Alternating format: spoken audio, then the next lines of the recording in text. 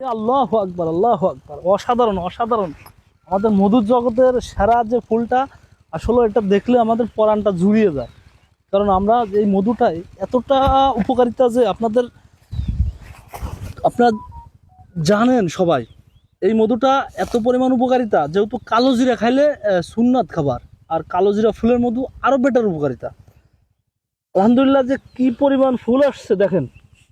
আসলে আমরা মৌমাছির মতো ঘুরে ঘুরে খোরশেদানির পক্ষ থেকে যে মধুগুলো কালেক্ট করি, এগুলো কোন সময় কোন ফুলের মধু ঢোকে, আমরা সে যে ফুলের ভাগ বেশি থাকে আমরা সে ফুলের মধুটাই আমরা বিশেষ করে বলে থাকি। আসলে আলহামদুলিল্লাহ, কি পরিমাণ যে কালো জিরা আমাদের সংগ্রহ চলতেছে দেখেন।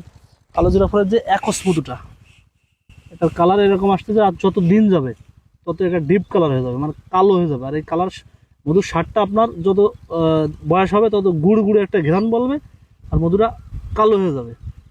এটা নতুন কালেকশনের মধু আমাদের আছে। ভালো করে ক্যামেরাটা ঘুরিয়ে দেখাও তো আস্তে আস্তে করে, মানে হিউজ পরিমাণ ফুল।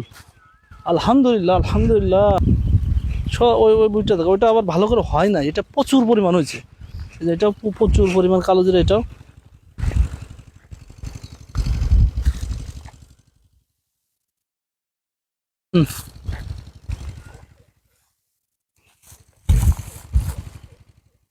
অনেক আমাদের ডিপার্টমেন্টটা যেহেতু ভাইরাস, আমরা যদি আপনারা মধুর বদলে চিনি খাওয়াই, অন্য কিছু খাওয়াই, তাহলে আপনার কি হবে? হার্ট ব্লক হবে, প্রেশার বেড়ে যাবে এবং শারীরিক সমস্যা হবে। আর আপনারা যদি ওই ভেজালটা আমি খাই, ওটা আমার কি আবার হারাম হয়ে যাবে। আর আমি তো হারাম খেয়ে যে রক্ত মাংস হবে আমাদের, ওটা তো বেহেশতে পরিবেশ করবে না।